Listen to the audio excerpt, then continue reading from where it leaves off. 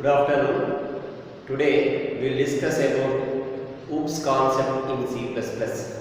Okay, and this subject belongs to first year, second semester. They are having object-oriented programming language in OOPS. Okay, see.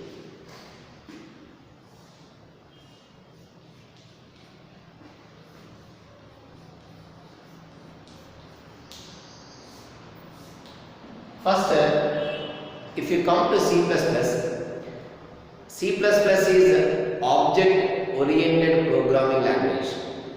First of all, we should know why it is called as object-oriented. Commonly, you take C. C is a procedure-oriented or problem-oriented language. Okay, whereas C++ is a object-oriented language.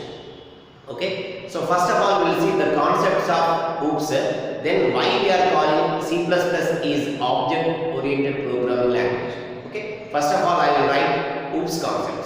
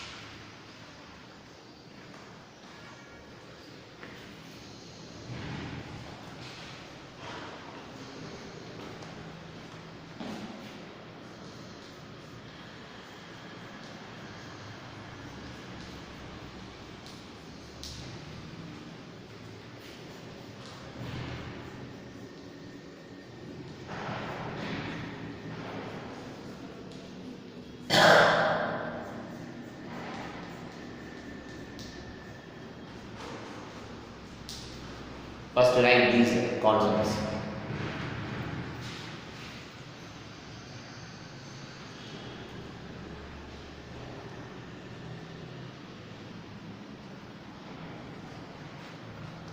So, first of all, we'll see why we are calling C++ is object-oriented.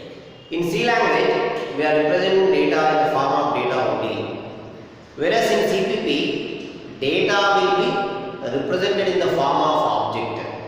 Every object contains two partitions, data and function. The data can be used by the function of the object. In this way, we are representing. So, C++ is object-oriented programming language, and we will see with example. Okay. So, first of all, the OOPS concepts are object, class, data abstraction, data encapsulation, inheritance, polymorphism, dynamic binding, message communication. These are the OOPS concepts which are not in C programming language. Okay, right. One by one we will see. And come to history, C++ is primarily called as a C with classes. It is designed or introduced by B. Journey Stamsters around 1980s. Primarily, CPP is called as a C with classes because class concept not in C language. But later, C with classes converted as a C++ because plus is the increment operator in C language. So C++ also improvement version of C language. Every concept of C also supported by C++. Whereas C++ contains some additional concepts which are not in C language. So one by one we will see. First, object.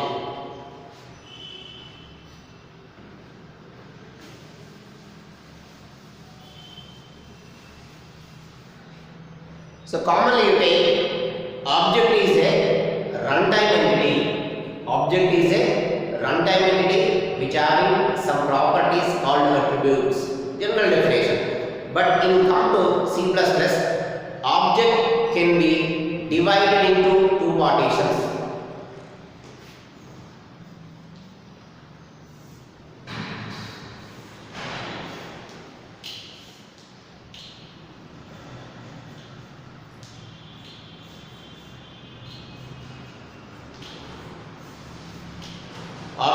can be divided into two partitions.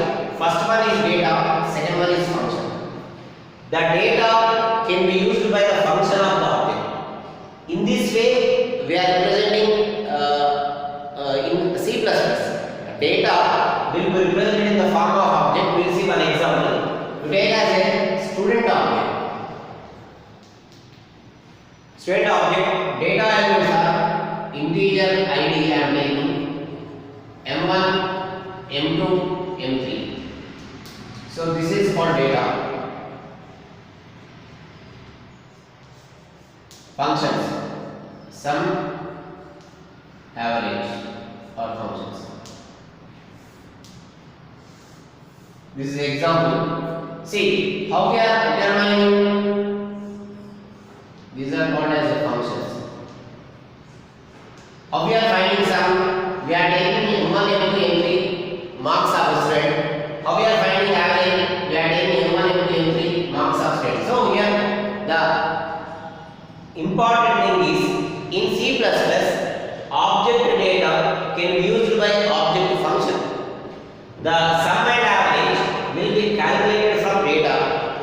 In this way we are representing data, whereas in C language data can be written directly, but in CPP data will be represented in the form of object wise. So data and function, in this way we are representing. So C++ is called as a object oriented programming language. Okay, now come to class.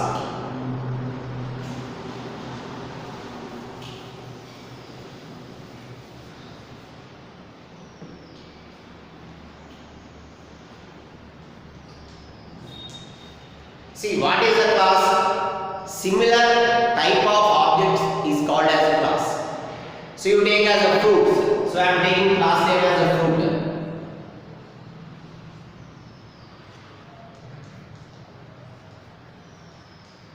Class name is fruit, banana, orange, apple. So these are called as objectives. Class is the fruit, banana, orange, apple are the objects. So how we define a class? Similar type of objects is called as a class. If you take a student class contain all students, employee class contain all employees. So similar type of objects is called as a class. So this is called class as a fruit class. So these are the banana, orange, apple are the objects of class fruit. Okay, but come to in CPP class can be called as class template, which contain two partitions, data comma function. Data we are representing in the private location, functions we are representing in the public location. Okay, so we will see one example of class template, how we are declaring class template in CPP. Then and this class template will be specified before main globally. In main we are creating number of objects of a class. With each object we are calling the member functions of class. So how we will see example.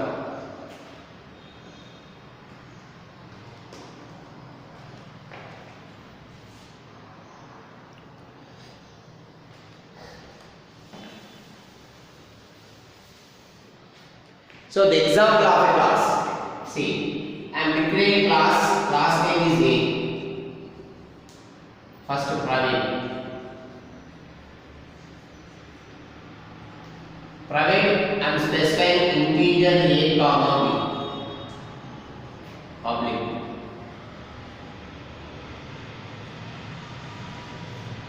Void show. It is one of the user defined function. In C++, user defined function called as a member function. We can take multiple user defined function. Then we are closing class template. So after this, here I am declaring void main. In void main, I am creating objects A, small a1, small a2 are the objects. After definition of object, I am specifying CLR is CLR.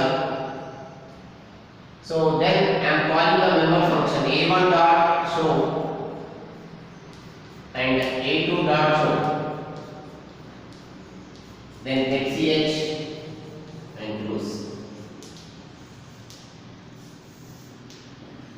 So here this is called as a class template which contain two partition, data comma function. Data can be used by the function of the object. After completion of class template, we are terminated with a semicolon, just like a structure in C language. Private, public. These are the accessing specifier of C++, and we have three accessing specifiers are there: private, public, protected. Important thing is, at private location we can specify only data, not a member function, and private data can be abstracted. At public location we can specify data and member function, but public data can't support data abstraction. Then after completion of class template, in main function we are creating number of objects. So capital A is the class name, small a1, small a2 are the objects. With each object we are calling the member functions of class.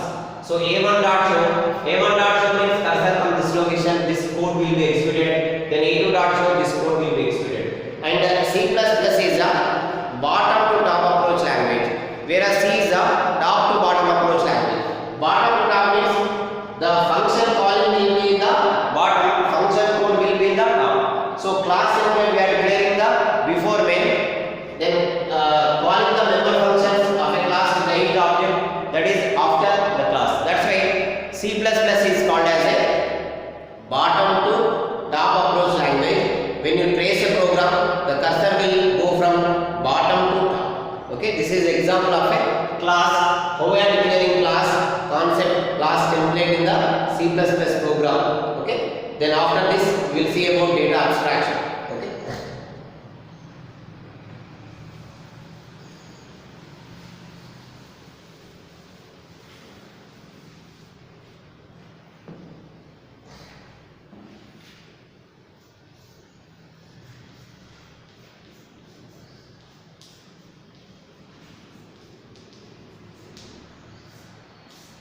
Right, data abstraction.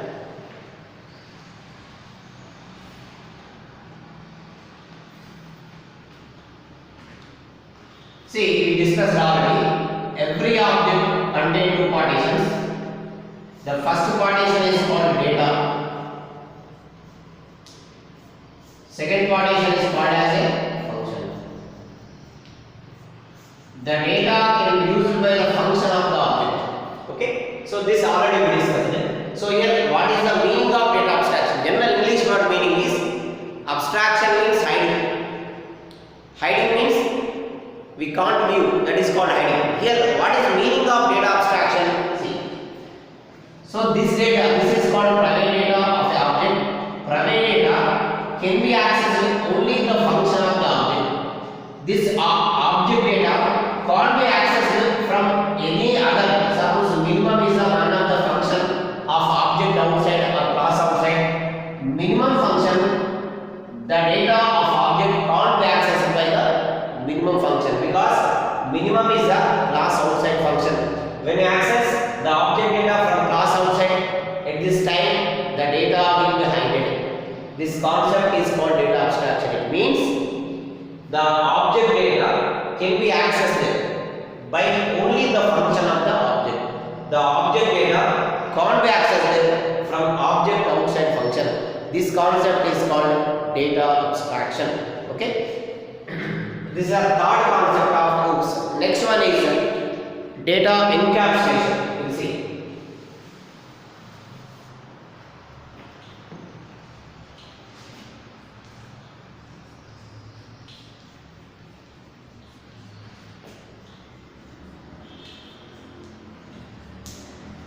See, data encapsulation means wrapping data with a function in each object entity. This is one of the object. So every object contains two partition, data comma function. Wrapping data with a function in each object entity is called as a data encapsulation. Okay. So compulsory, if object is a without data we can't access. So with the function, with the help of function only we can access data. So data is there, function is not there, data is waste. Data is not there, function is there. Data is not there, function is there, waste. Compulsory, every object data comma function. Wrapping data with a function in each object entity is called as a data encapsulation. Okay, so these are the three concepts. Next one is inheritance.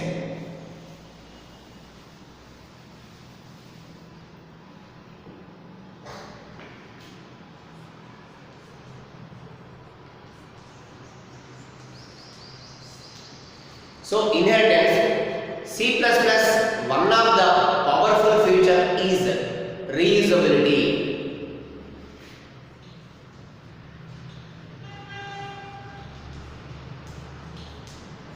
Reusability means already we have in one concept. Using same concept, we are doing another one. That is called as a reusability. Okay. So we have one object is a same object doing one function with the same object. When we are performing another function, the concept is called reusability. We'll see example in C language star. So in C language mainly it is used for multiplication purpose, and also star operator uses for pointer also. So same operator used for multiple application. So this is called as a reusability. One operator performing multiple jobs, multiple application, nothing but a reusability. Reusability will not focus in C language, but it is one of the powerful feature of C++. So there are three powerful concepts are there in CPP which supports reusability. They are inheritance. Next one is polymorphism. Next one is message templates.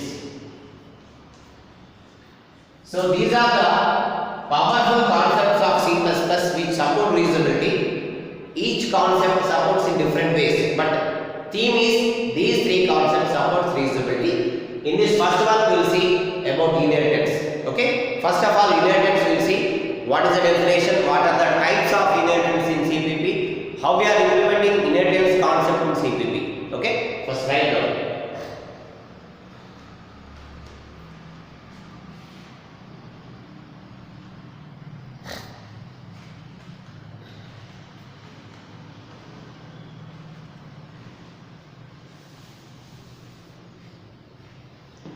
See, you take inheritance. Just the English word meaning is inheritance means you take some properties following by existing one. See, you take as a father, son, grandfather. Father having some future, some properties of grandfather, some behaviors inherited from the grandfather, son.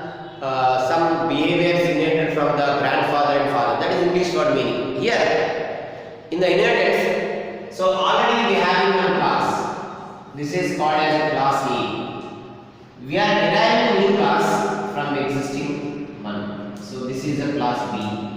So this is called as inheritance. Inheritance in CPP, creating new one from existing one. Creating new class from existing class. So this is called inheritance. It means already we have a class, we have data and member function. We are deriving new class from existing one. It means we are taking some data, some member function from the existing class.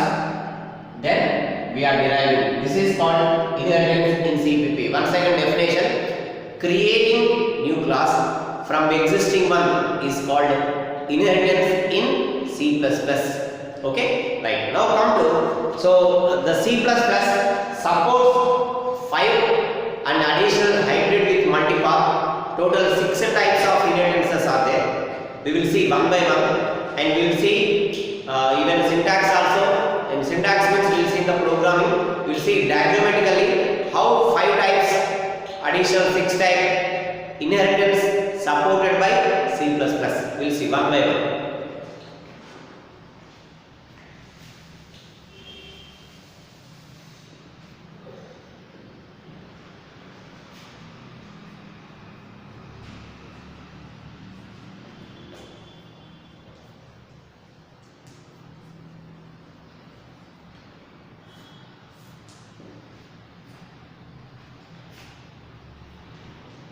types of inheritances. First one is single value inheritance. First one.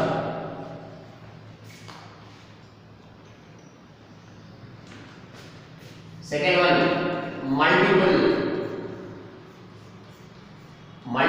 It is also called as a multi-value. Third one, multi-level.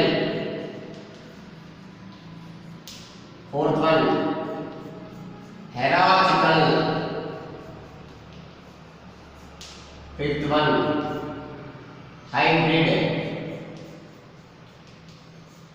And it contains hybrid with the multi-power. In this we are using as a virtual base class. Hybrid with multi-power we are using as a virtual base class. So these are the unique 5 types of inheritance in CPP. One by one we see. First of all, single value. So in single value there is only one base class and we are deriving new class from A. So this is called as single value. So only one base class, only one derived class. A new class is derived from only one base class. So this is example of a single value inheritance. So this one is. So if you take a syntax, okay. So syntax, if you take as a syntax, just one example you see. Syntax of single value. So this is class A. An important thing is private variables can't be inherited. Only public variables, public member functions, another accessing specifier we are taking as a protected. Protected variables and protected also we can specify only data, not a member function. But protected variables can be inherited. So mainly protected accessing specifier mainly used in the inheritance topic.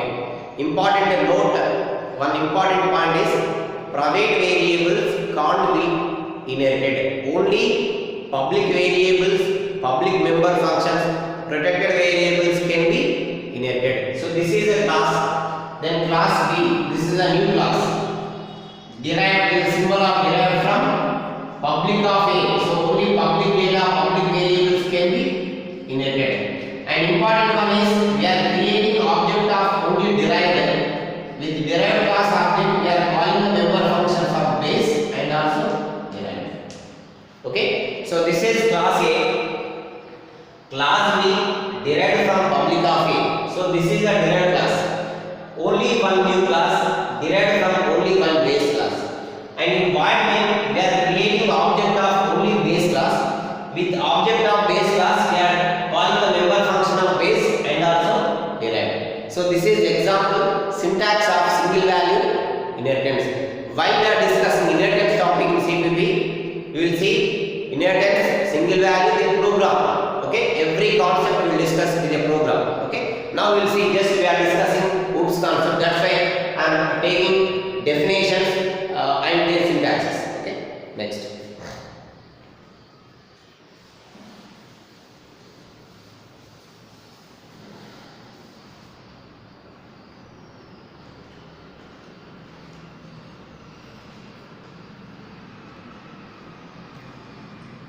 So next one we will see about multiple inheritance. Multiple are also called as we can call as a multi-value.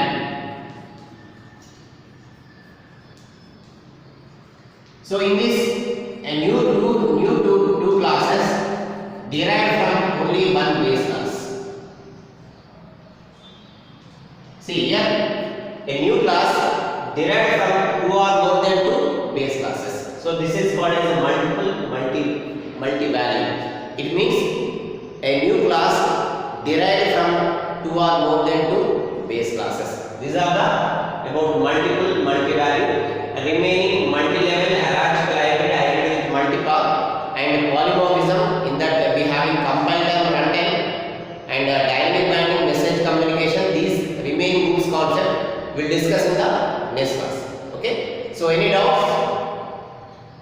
Okay, right. So if you are having any doubts, please ask me this time or in the next class also you can ask me. Okay. And next class we will discuss remaining types of inheritance and message communication.